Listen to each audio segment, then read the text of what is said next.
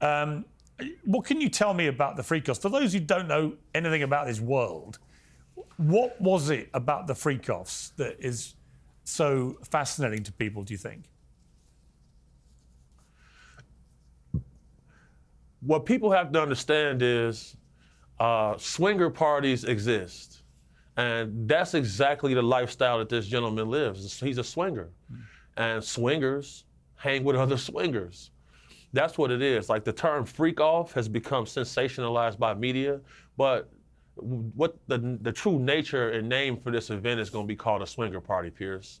And that's what takes place. You people, partners sharing their partner, indulging in sexual acts.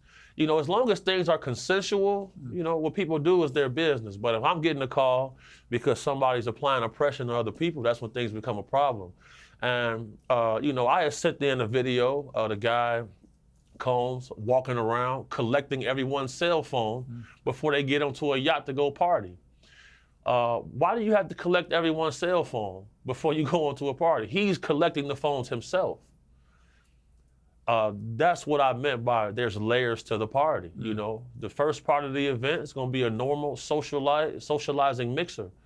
But, you know, when the guy comes out collecting phones, that's when things are about to get, that's when somebody's cake's getting touched. This is how it goes.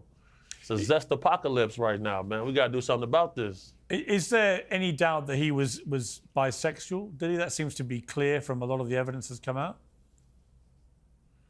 Yeah. All of these guys are when it comes to that. Like, I've very rarely seen any straight dudes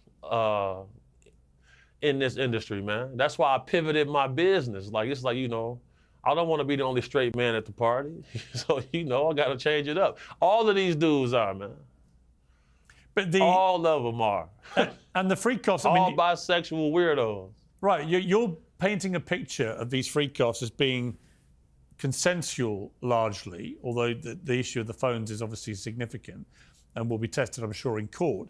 But you're also suggesting that it was everyone sort of sharing partners. But isn't the key part of the Diddy case predicated on the fact that he may have been trafficking, in other words, bringing in a lot of sex workers to take part in these as well?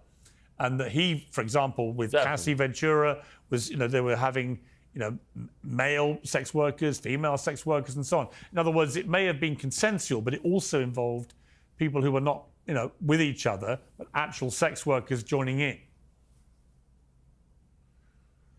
Yeah. So, you know, whenever you see the little guys, the white dudes come in with the spiky hair looking like vampires, yeah, you know, the sex workers is arriving. And at the end of the day,